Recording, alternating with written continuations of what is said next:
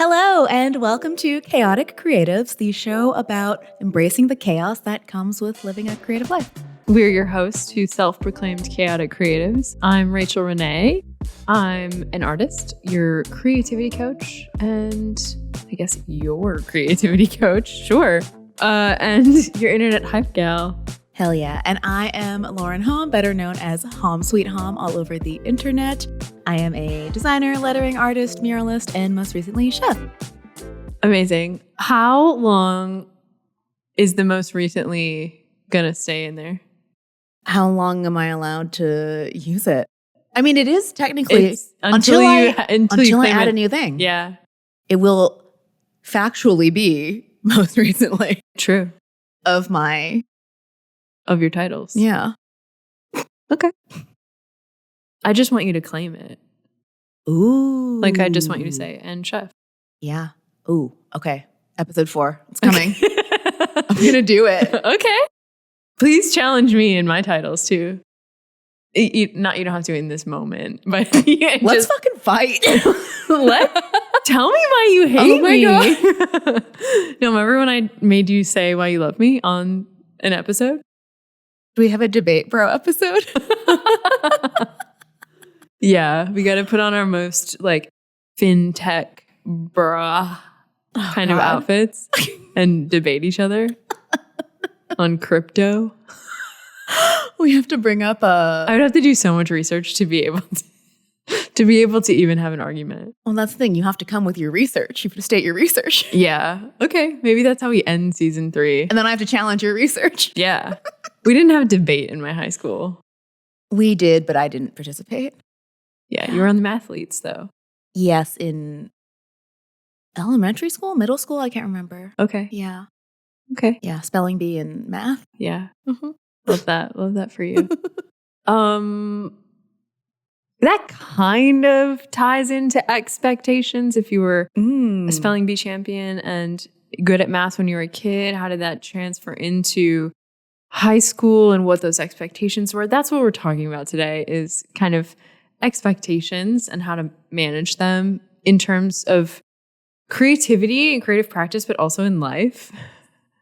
Right? I'm sorry. I'm laughing because my segue was so good. It was so good, but have I ever shared the story of what happened when I lost the spelling bee? No. Oh, God. You've only ever talked about your championship reign. Okay, well, tying into last episode, I think it's imperative that I share this story about my childhood. Okay.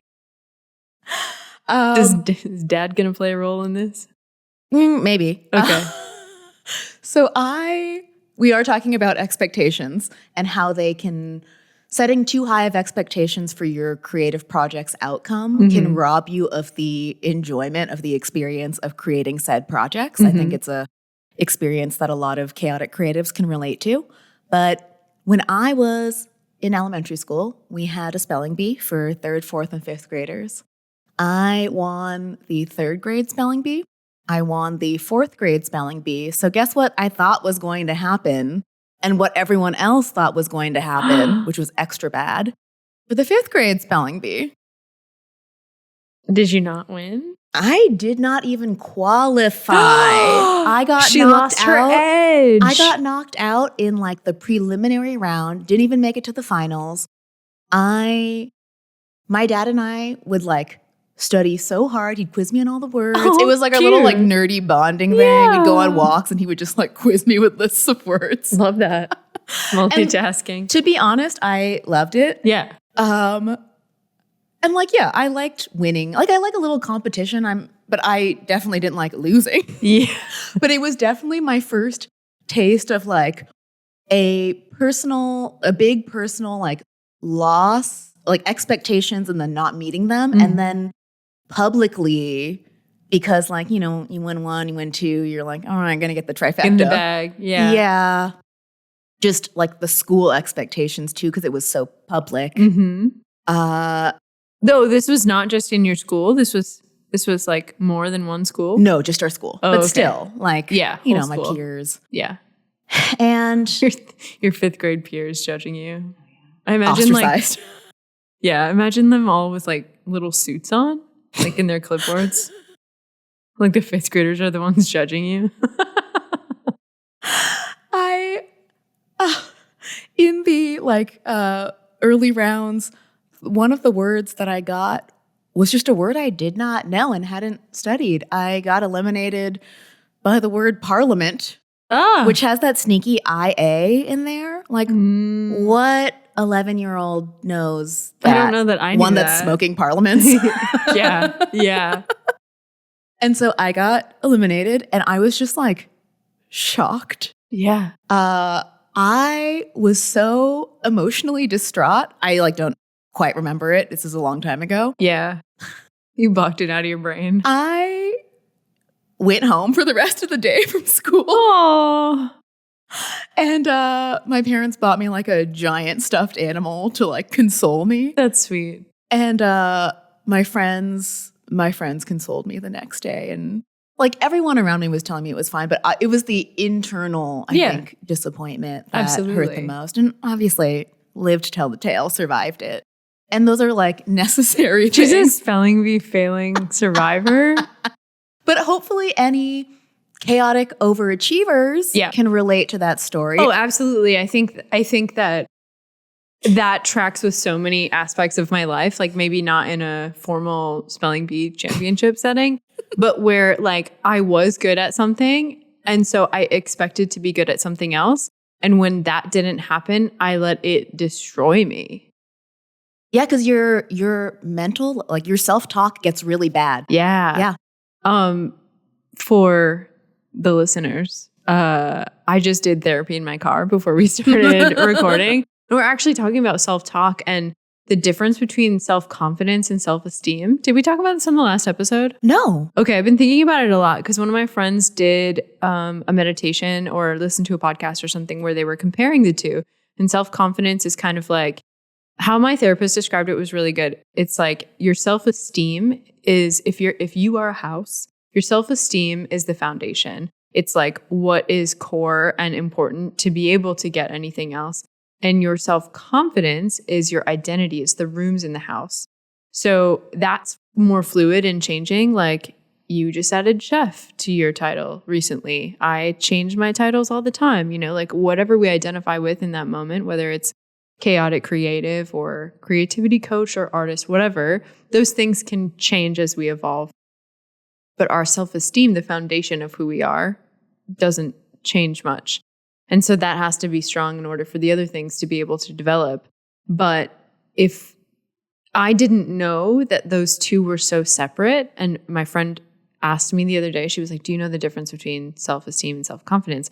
I feel like I have a lot of self-confidence in like my identity and who I am, but like some core wounding in self-esteem, which like, of course, a lot of people do. It's why I go to therapy and, it's very human to have that. But how my therapist described it was like, if you aren't working on the self-esteem, your house is upside down. Like the rooms of the identity are what's holding you up, and that's not as stable as the foundational self-esteem. So relating it to the overachieving part, I think that a lot of people like us who are perhaps overachievers or used to achieving what we set out to do, like your confidence in your ability to achieve something.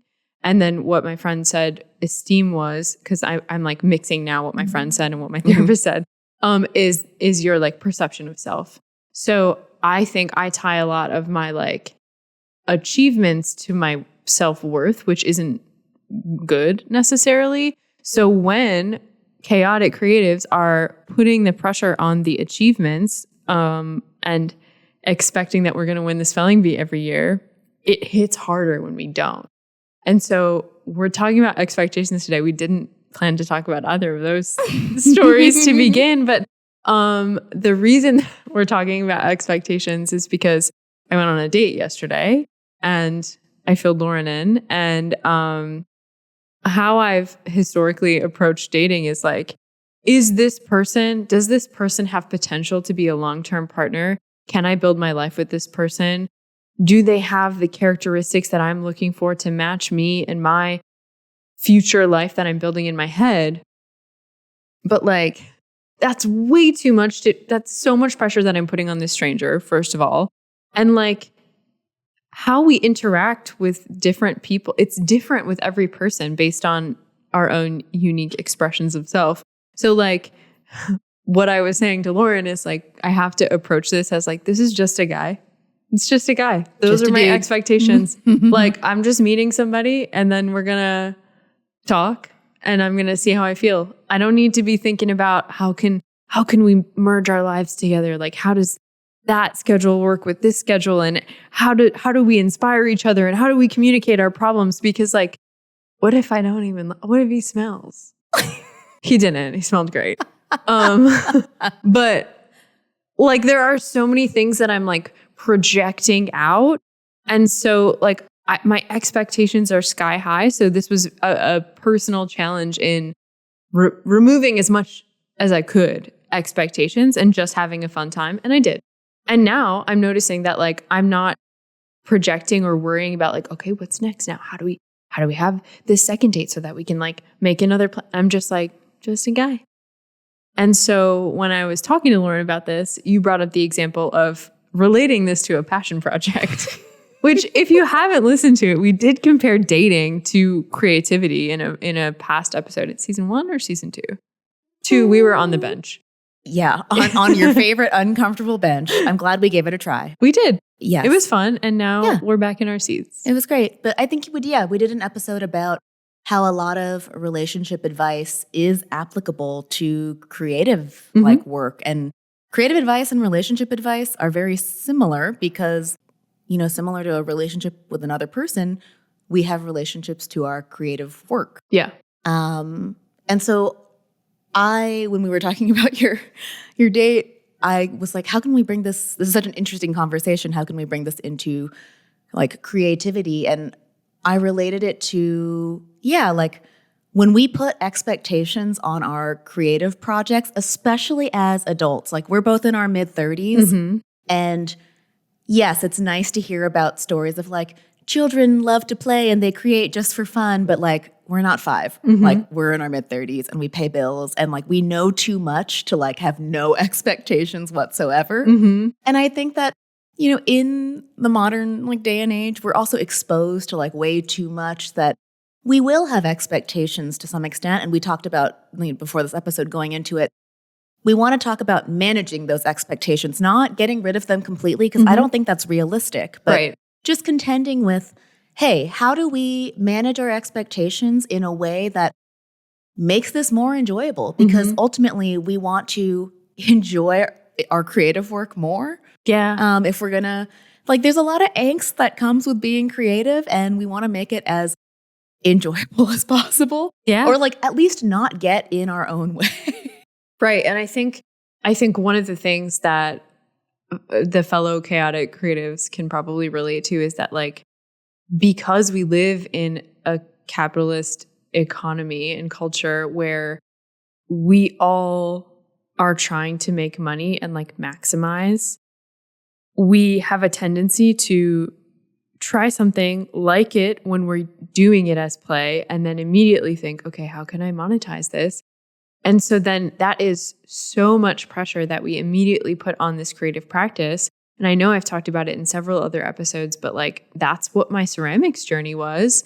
I started it as a practice in being bad at something and trying something new and working with my hands and, you know, like unplugging from the digital world, loved it. And then I was like, oh, well, I already run a product-based business. I might as well sell this too. Completely changed my practice. I was forcing myself to be more of a production potter.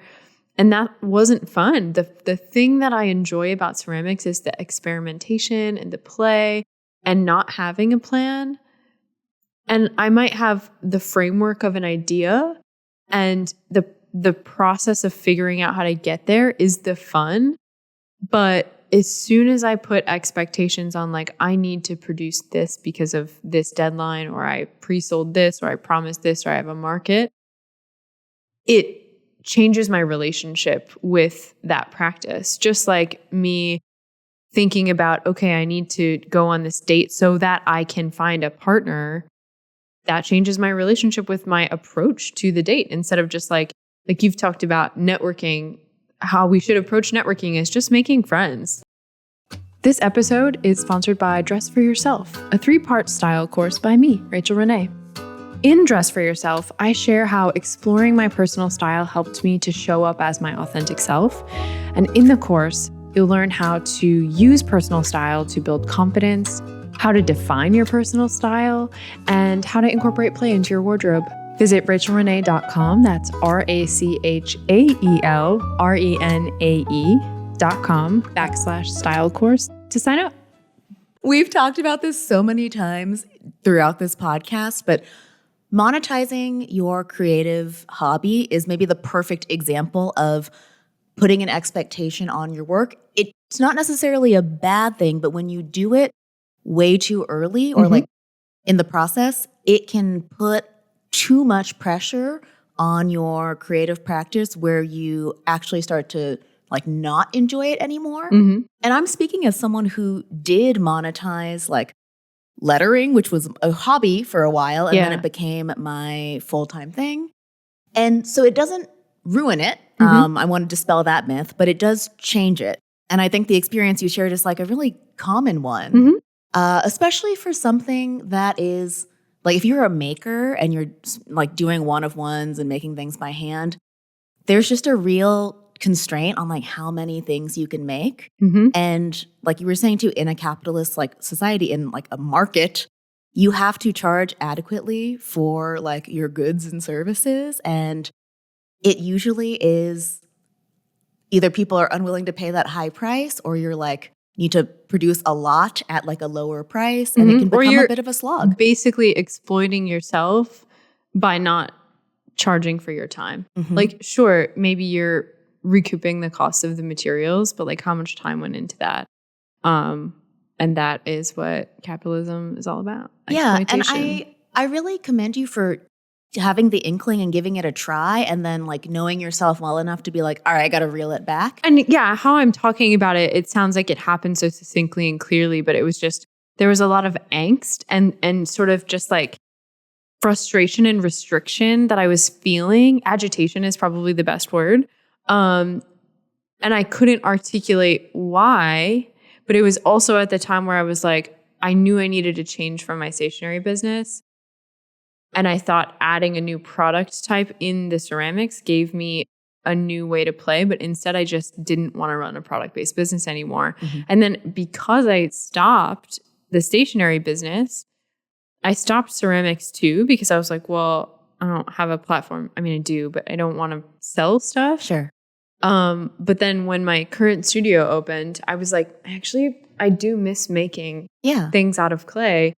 And I've been very intentional about not producing things with the intention to sell.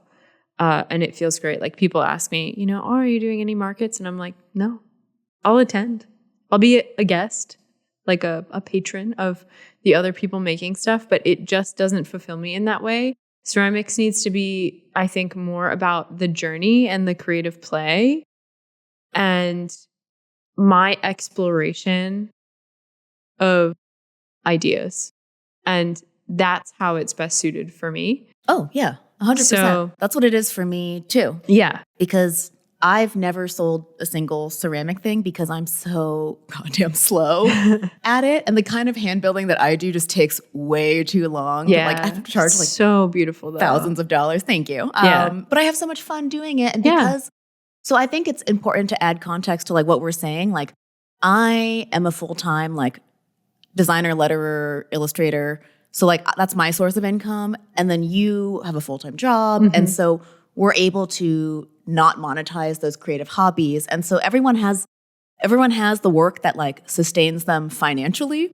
And then you have once you have that, you have a little bit more wiggle room with like the ability to choose to monetize or not monetize other things. And like there are plenty of people who have a full-time job who do sell at markets on the weekends. And that is like enjoyable for them. And you have to come to your own conclusions about those things. Like after culinary school, I've dabbled with ways to make money with food. I still haven't landed on one that feels sustainable for me, which is why I'm still doing design. Like, and I still like design. And I think that it's it's worth trying out and seeing how it goes and figuring out if you like what parts you like, what parts you don't like. But I think, monetizing your work oftentimes puts a very clear expectation, especially if you are monetizing your work in a way where you expect it to create a certain amount of income for you. When people quit their full-time job to go freelance, for example,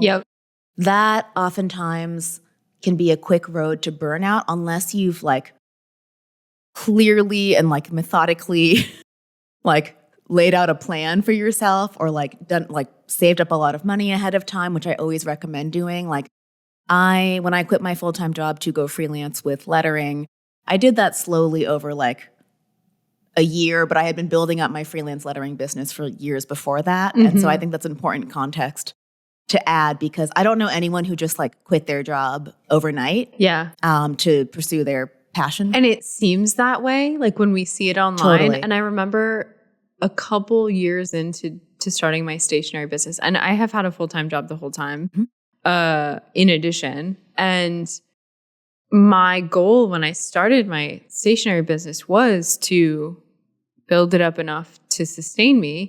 And I remember I paid for this big trade show boot camp thing. I flew to LA and went to this workshop. And it's like what I asked everyone. Any networking, like any lunch that we had, I was like, when did you quit your job? Like, how did you know you were ready? And so many people, and I was probably like, 25, 26. So I was like, I just want them to say like, quit it now, you'll figure it out. And everyone said, don't quit until you have to. Like, work your job as long as you can. And now, as someone who has always had that full-time job and has reeled back monetizing my creative hobbies, I'm getting so much more fulfillment out of the creative practices because I'm not putting that pressure on it. And so I remember one of my exes, I asked him that question too. I love to ask people that question.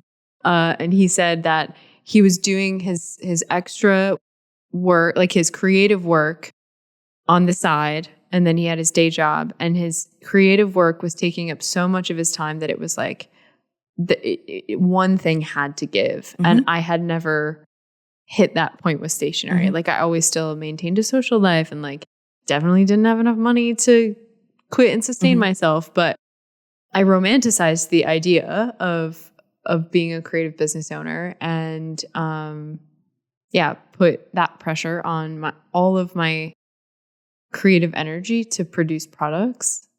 And then I was just burnt out in a different way. Yeah. So managing expectations.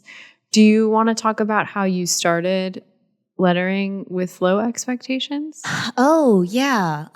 Just to give some, I guess, backstory. I don't know how replicable this is, but when we first started talking about the idea for this episode, I was reflecting on... The Just a Guy episode. Yeah, the Just a Guy episode. I was reflecting on how when I first got into lettering, I was studying advertising in school. And so the pressure I put on like my ad portfolio versus like lettering as a hobby, which was just something to like, I wasn't drawing much at the advertising program. And so I was like, oh, this is just a fun thing. And so the way I was able to play and ideate and like the lightness that I moved with lettering versus like the like banging my head against a wall, like gotta come up with a good idea for my ad portfolio was just night and day. And, I picked up lettering halfway through school, like the 50% mark. And it's not like my school even had a like type major, lettering major. Sure. And so I finished the ad program, got a job in advertising, but I had started my Daily Dishonesty blog, which was just a hand lettering project where I was lettering all the little white lies that my 21-year-old girlfriends and I were telling ourselves. But that was a Tumblr blog that I was just posting my lettering work to. And that blew up on the internet in like 2011, which is a different era of internet too, which is, I'm like so nostalgic for it, but I'm like, it's in the past, it's gone, which is nuts.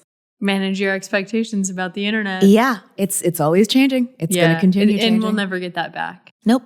It's different now. Algorithmic feeds, baby. Yeah, and like monetized content. Oh my gosh. You know, there were no ads on Tumblr. No sponsored posts. No. I had 50,000 Tumblr followers. No one ever asked me to do a sponsored Tumblr post. Yeah. I did get a book deal from that Tumblr, but yeah, that was how you Casual. like monetized Yeah. your Tumblr. Right.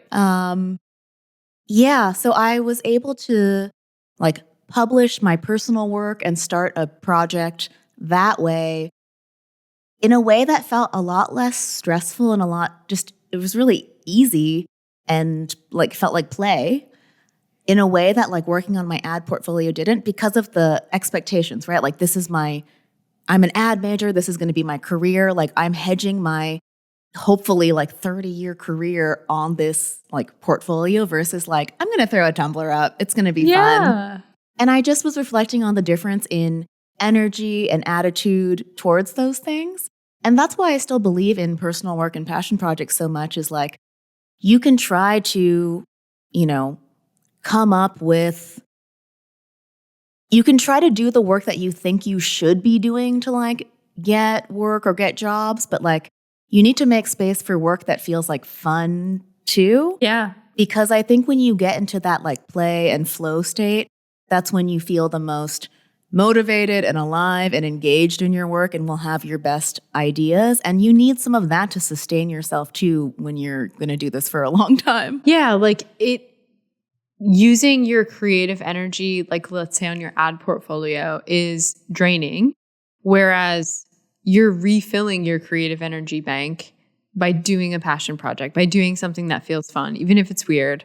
And I do think like even thinking about you posting it on Tumblr and how we now feel like everything we create should go on the internet, like that is an expectation in itself that it has to be polished enough to share. Yeah. Which isn't true. But that's what we're used to seeing. And so there's kind of like that subconscious expectation, I think, at least for me, like, oh, I can't share a work in progress because it's not a final polished piece. I mean, I guess I'm not really like, I share my face more than I share my work. But yeah, so thinking about the expectation, I think we talked about this in like our creative challenge episode, our last episode of season 2. Just like understanding what the goal is. Like, is the goal in me doing this work to refine my skill enough to make money and quit my job someday? That's okay if that's the goal, but you need to understand that it might be harder to do the work, the practice, if that's the goal. Then is my goal to have fun and play? Is my goal to refill my creative energy bank? I'm just envisioning like a video game, like life bar going up as you doodle or do daily dishonesty or whatever. Because once we can understand the goal, hopefully that helps us manage our expectations. Like tying it back to my date, which I said I wasn't going to talk about, and now I keep talking about. But hey, it's all I want to talk about. Yeah, thank you. But we're trying to make this relevant. Yeah. Our lovely audience. And we're all multifaceted creatures, so it's okay to talk about it all. Hey, the gals are dating. The gals are dating. Yeah. Sign up for the Patreon if you want to hear more. Sadly, not each other. Yeah. Oh, sorry. That sounds like clickbait. Yeah. The gals are dating. But while we're wearing matching outfits. All of a sudden, like both of us show off a sparkly ring on the left hand. We actually got married to each other. Sorry. It'd be we would have so much gold if we were. What a power couple. Yeah. Love for you to cook for me every day. I would enjoy that. Yeah. Cute. Maybe we'll be platonic life partners someday. Hey, that sounds great. But thinking about the goal, like, is the goal to find someone, go on a first date in order to find someone to spend the rest of my life with? Or is the goal to go on a first date, see how I feel, maybe have a fun night that I probably wouldn't have had because it's out of my routine? Yeah. And I did that. And I think that it's, again, managing expectations, it's okay to know that, like, ultimately you do want to find a long-term partner. Yeah. I think as adults, like, of course, we have these, like, especially when you're resolute about like, I know myself well enough that I want this, or this is something about me that like, I know that I need this or I want this. But to contextualize it in the moment of like, okay, I'm going to go on this date. I know that this is a long-term goal, but I don't have to bring all of that into this one moment and say like, the goal for tonight is I'm just going to see if I enjoy myself. I'm going to have a good time. And I think that's part of managing, right? The expectations. I don't know where I heard this, but I've heard it so many times in my life about like, when it comes to like setting goals, it's good to set goals, and where in order for them not to become detrimental and like for you to stress out about them, it's good to set goals, but be flexible with how you get there. Yeah. And so be open to like taking many different windy roads to getting to your goals, whether your goal is to start a creative business, whether your goal is to, travel around the world, whether your goal is to go to culinary school, I don't know, whatever it might be, to illustrate like a children's book. It's good to know these like big goals where maybe you see someone else do it or whatnot, and you're like, that seems so cool. Like, I think that's a really beautiful thing about being exposed to so many different kinds of artists and creatives. Is like, wow, I didn't even know that was a possibility. Right. And then you get to kind of like roll that away in the back of your mind for like, I would love to do that. We all know what that feeling is of like, that's so cool. I'm so drawn to that. Yeah. Or even if it's like not even a professional goal, but like learn how to bake, like I'm going to bake my own wedding cake, which sounds so stressful, but like, you might see someone do that and you're like, that's so sick. I want to do that. Yeah. And so I think it's good to be like, okay, I want to do that. And then figure out, you don't have to have a dedicated timeline. You don't have to have a 10-step plan of how it's going to happen. Because if you're too rigid in the plan of how it has to happen, you will likely make yourself upset for no reason. Yeah. It's fun to hear you talk about this because I haven't really shared a ton about I have a creative visioning workshop where it's goal setting, but it's goal setting in not like I need to accomplish this by this time frame. And I have like illustrated that idea of, okay, your goal might be here, but the path that you take might like circle back, loop back around. You might backtrack to get to that goal. And you also might have smaller goals along that path. And your goal also might change as you're starting to work toward that goal that you originally set. And all of that flexibility is great because it's growth. It's you learning more about yourself. And kind of when you go in with the expectation that like, it's not going to be a straight path, likely. And so as long as I know that going in, that like I might have some sidestepping, I might have some side quests. We love a side quest. Giving yourself that flexibility from the get-go, like giving yourself the flexibility built into your expectations of reaching the goal, I think is really helpful. And also recognizing that the goals might change as you're reaching for them. Like maybe your goal was to go to culinary school and then, you went there and you're like, actually hate this. It's okay to be like, this isn't my goal anymore. Obviously that didn't happen, but I have had goals that I've worked toward and not reached and reflected. And I think reflection is an important part. And we talk about that a lot here. Giving yourself permission to change the goal. 100%, because you're in the driver's seat. Like your goal is like, if you decide you want to pursue something, and you decide to go for it, you can always change your mind. Like even when I was reviewing like the culinary school like contract, when I like actually put like the down payment and like signed up, they have like a tiered system where it's like, okay, if you drop out at this point, and this point in the program, you like recoup this much money. That's sick. Yeah. Wow. I know. So like the more you do, the less money you get back. But like at a certain point, you get no money back. But you drop out within like the first, I don't know, month or two, you get money back, which is nice. That makes sense because it's like you're not getting that education. So why would you pay for it? Yeah. That's great. Exactly. Yeah. Yeah. I'm glad you didn't drop out. Yeah, me too. And like, I think culinary school is an interesting one too, because I planned for that for years. I saved up money and like, it was something I was pretty resolute in doing, which my goal for culinary school and like my expectation was I want to take a year to explore food and like do this for me. Like, sure, maybe it wasn't the most like, it wasn't to grow my business. It wasn't necessarily to like become a chef, like working in a restaurant. It was just something I always kind of wanted to do. Yeah. And like, you knew that feeling of wanting to pursue that for yourself. And so my goal was just to go to culinary school and enjoy myself. And so whenever people would ask, I talked about this in previous seasons, I always found it funny when I told people I was going to culinary school, the number one question I would get is like, what are you going to do afterwards? And I'm like, I'm not there yet. Like, I'm just trying to go. Yeah.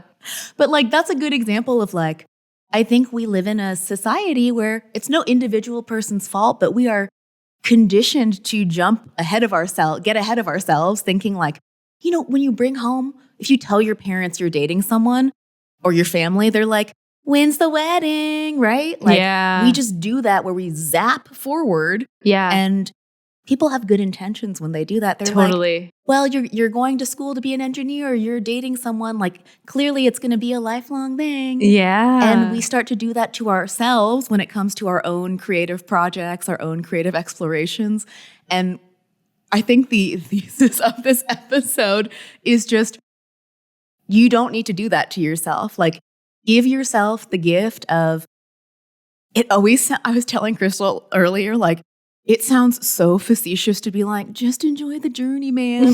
When when I'm in the midst of trying to like strong arm myself into like finishing a project and like getting the results that I want, and I hear someone say like, just enjoy the journey, I want to punch them in the face. Yeah. Yeah. But actually, just enjoying the process is actually the best way forward. It really is. Yeah. Because please don't punch me in the face. The creative process is just a guy. Just a guy.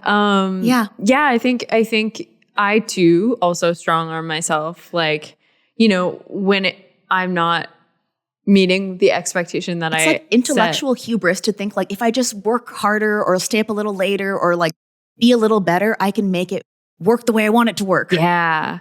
Yeah. And I think my version of that is like, when it's not working, I don't necessarily try to push further, but I automatically do like therapy talk in my head of like, what lesson did I learn from this? And it's like, bitch, you're allowed to be upset. Like, you are allowed to be annoyed that this didn't work out. Yeah. And you can be sad. And also, there is probably a lesson, but you don't have to jump to that right away. Like, have I been working on a quilt for a year and then I ruined it by doing something stupid? You can be upset. The lesson is like, take your time, maybe make a plan, clean your sewing machine. But also, I can be upset in that moment. Like, that's maybe not a great example because you can usually fix a quilt. But, you know, just enjoy the journey, man. Yeah. Even if it's at a low point. Ooh, I feel like I've talked about surfing in previous episodes, even though I've never done it. And I feel like surfing and a surfing analogy could tie in here if I knew more about it. It's been a while since you've brought in a surfing analogy. I was on my basketball kick lately. Yeah, switching sports. Which I also love.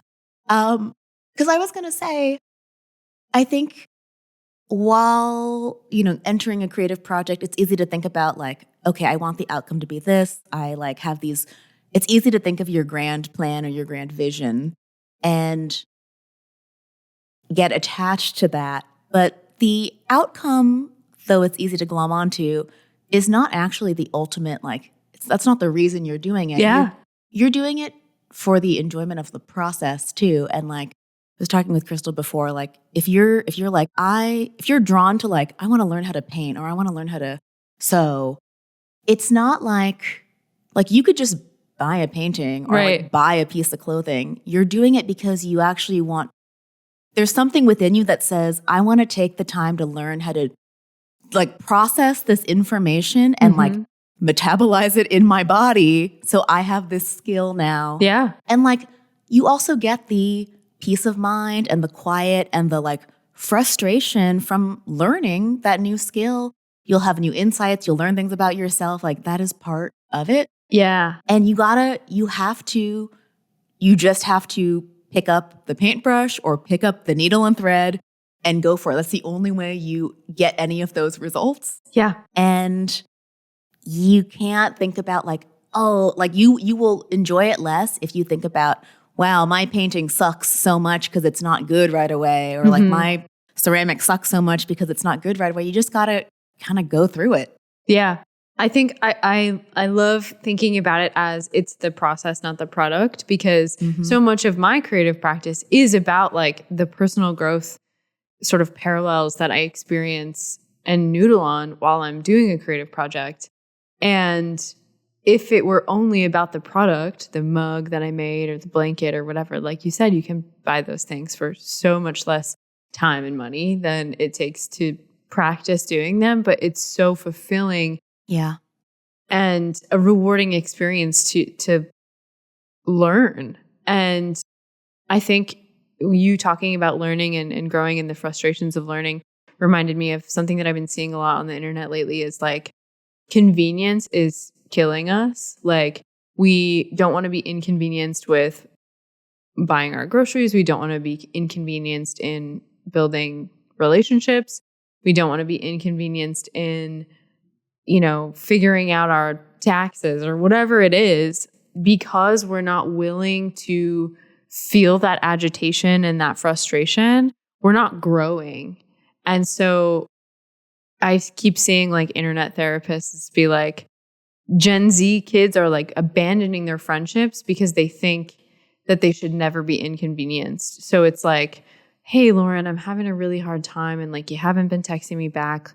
Can we schedule a time to catch up? And then Gen Z Lauren would say, you're trauma dumping on me. I don't like, that's not fair for you to ask that of me. When actually it's just like, you have to have hard conversations to build a relationship. You have to go through frustrating experiences in your creative practice to grow that creative practice and to learn more about yourself through that process. So it's like, yeah, the convenient thing would be to buy a mug or to buy a blanket. But because you feel that like fire in your soul, bruh, you gotta try it. You gotta do it. You gotta try to catch that wave and then fall and then try again. Is that how it works? I don't know. I think I love doing that voice. I'm a bad Californian. I don't know how to serve. It's okay. I actually wouldn't expect you to. That doesn't feel like I know how to do the much less cool. Boogie board? Yeah. I think that's pretty cool. I know how to tummy surf. Not to be confused with body surfing because that actually looks hard. Is body surfing with no board? Yeah, that feels like the hardest of them all. Yeah. Anyway, we're not by an ocean. I think like what I'm trying to say is like lean into the inconvenience. Yeah, we have to wrap up. No, it's okay. Leaning into the inconvenience and leaning into the frustration, knowing that like you will come out a better version of yourself through that process. Hi, you know how we're always yapping on this podcast about trying new things in your creative business? This episode is brought to you by one of my creative experiments, my mural mockups. You get 10 high-resolution Photoshop mockups with easy-to-edit smart objects, which in non-creative dork speak means that you can drag your drawing into the mockup and it'll instantly make your art look like a mural on a real wall. Pretty cool, right? Fun fact, Kristle, who you all know and love as the editor of this podcast, shot all of the photos for these mockups, so I love that. These mockups are perfect for muralists and aspiring muralists who want to shorten the time it takes them to add mural images to their portfolios and present their work to clients. You can head to homsweethom.com/mural-mockups or the link in the episode description to check them out. Okay, now back to the show. I had someone ask me the other day because we were talking and he was like, what do you do all day? I know this is funny to anyone who knows me because I'm sure you've wondered similar things. Oh, I know what you're doing. You spend a good chunk of time selling shit on Facebook Marketplace. You procrastinate and then you do a bunch of work, really good work in a short amount of time. And tell me if I'm right when I like finish my summary of you. And then you're also procrastinating in the best way by making lots of really good treats and then giving them to me and Kristle. And then you probably, at least weekly, if not daily, go down some sort of research rabbit hole. Yeah, that's my summary of your day. It's very accurate. Thank you. Yes. Yeah, it's a good balance. Wow. Yeah. You're learning, you're practicing your creativity, you're being, environmentally friendly by giving things a secondhand life by selling the shit that you're not using. And then you're doing your work. Yeah, I brought that up because, and I love that you know me so well. I laughed when he asked me, and I told him basically all those things.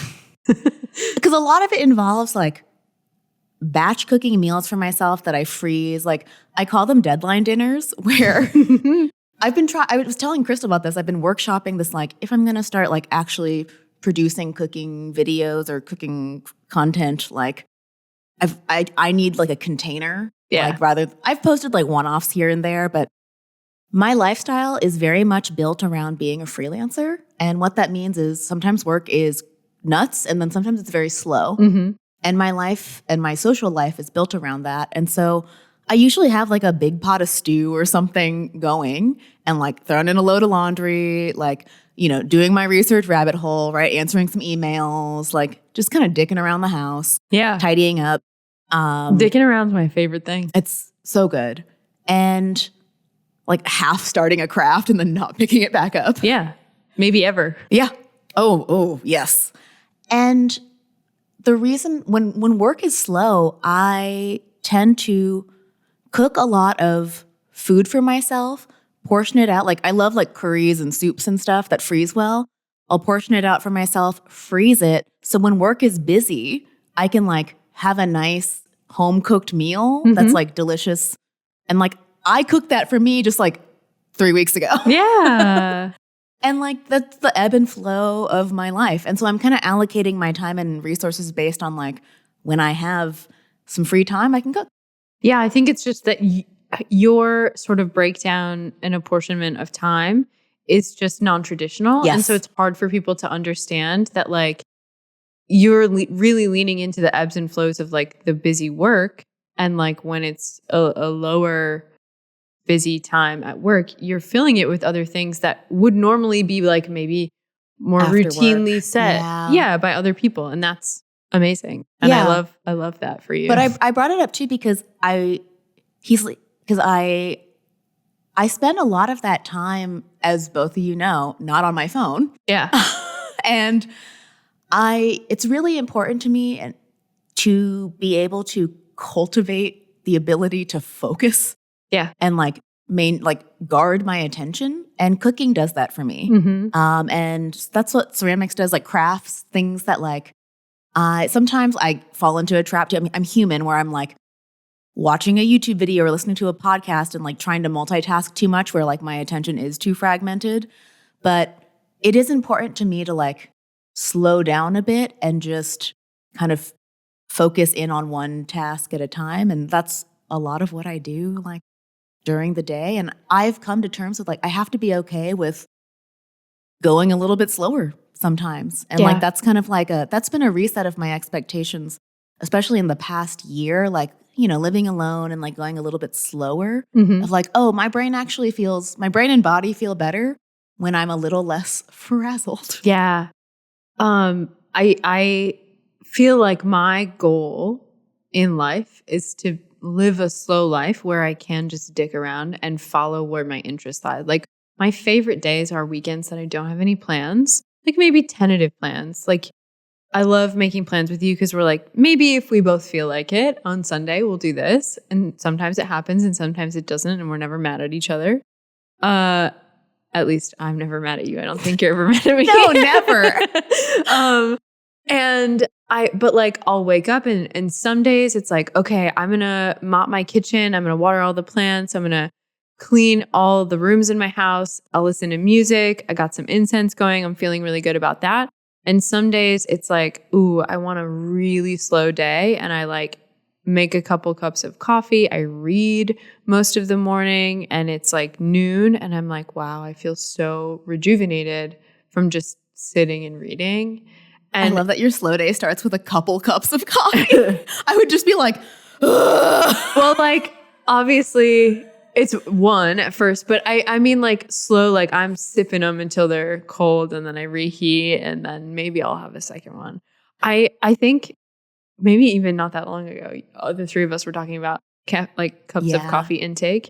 Lauren just gave me a grinder that you thrifted. Yeah. Yeah. I cleaned it with rice like you told me. And now I have my decaf coffee bean grinder set up so that I can I like the taste and the ritual of making coffee, like a pour over, but sometimes I want it in the afternoon. Yeah. And yeah. I think I can do 2 if it's like early enough in the day.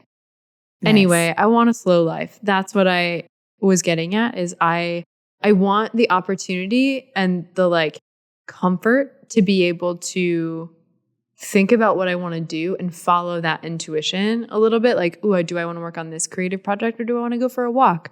Do I want to go to the thrift store, or do I want to hang out at home? But by overbooking myself, I kind of get into like a frazzled, overwhelmed state. And I'll end on this final thought that one of my friends sent me a meme, which like so much good information comes from memes, but it feels so childish to say, I learned this from a meme. But it was like, I am saying no to plans, not because I am busy, but because I don't want to be busy. And that I had never thought about it from that perspective. Like the reason I want to say no is because I don't want to be busy, not because I already am. Like I want to protect the downtime, which I know I've talked about many times on the podcast of like overcommitting and feeling overwhelmed. So managing expectations about our week, our lives. I love that. Our careers. Any final thoughts? Yeah, my final thought is the realization, I'll bring it full circle from the story I originally shared. I just had the realization from this conversation that even though I didn't win the 5th grade spelling bee, I tapped back into that devastation that like 11 or 12-year-old me felt. I recovered. I was fine. I still spell pretty well. But now we have spell check and everything. So like, that wasn't even the point. Like, I had the realization that even though I didn't win the 5th grade spelling bee, I still loved the time I spent with my dad practicing for it. And I think that even going into the 3rd grade spelling bee, not knowing if I was going to win, even going into the 4th grade spelling bee, maybe thinking I was going to win, it was for the enjoyment of spending time with my dad, like going on walks, spelling words, and like him quizzing me. And it was just to spend quality time like with my parent. And that's really sweet. And I think that that's how we should try to approach our creative projects that we go into whenever possible, is like, hey, even if I have big hopes and dreams for the outcome of this project, can I shift focus away from that and focus in on how good this feels to work on? Or can I shift focus to a goal that I can control of like, I'm going to set aside an hour a day or an hour a weekend even, like for the next year to work on this thing. And I'm going to feel really proud of myself for that. We've talked about this in different ways throughout this podcast, but yeah, I was just reflecting on like, oh, I was so sad about the spelling bee, but I still really enjoyed like the months I spent prepping for it.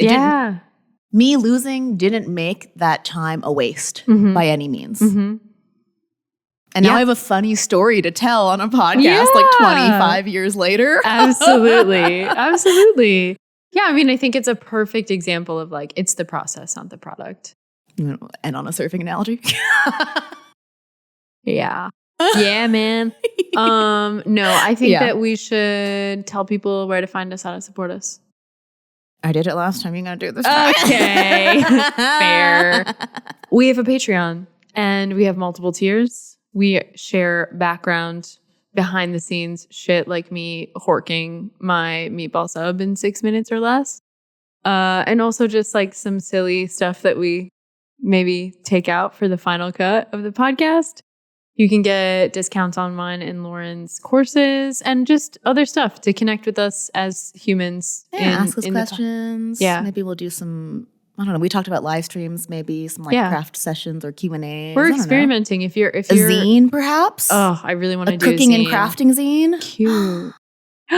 Yeah. And surfing? Just kidding. No, never surfing. I'll have my own surfing zine. I wouldn't put it past you to get all the gear to surf. I'm such a gear gal. Like that's how I get excited about things. Is like, well, I have all the gear. I have no excuse not to. But you know how much fucking gear I have in my house? I do. I know. I've seen it. I know you do. Yeah. She's a gear gal. Yeah. So if you would like to support us, we have the Patreon. Yeah. If you don't want to support us monetarily, but still like what we do, please leave a review on whatever platform you're watching or listening on. Share it with a pal who might enjoy this episode. Share it with a pal who's been going through it right now. Yeah. Maybe a pal who needs to like loosen up on the expectations of their creative work. A pal who needs to chill out. I can tell that you're super not comfortable doing that. I'm like, I can't because I grew up in California. Oh yeah, you had to like practice not doing that. Whenever I see people doing it, I'm just like, yeah, that's an ick for you. Yeah, maybe share this episode with a pal who needs to lower their expectations around dating. Just a guy. Anyway. Thank you for listening, and we'll see you in the next one. Bye. Bye.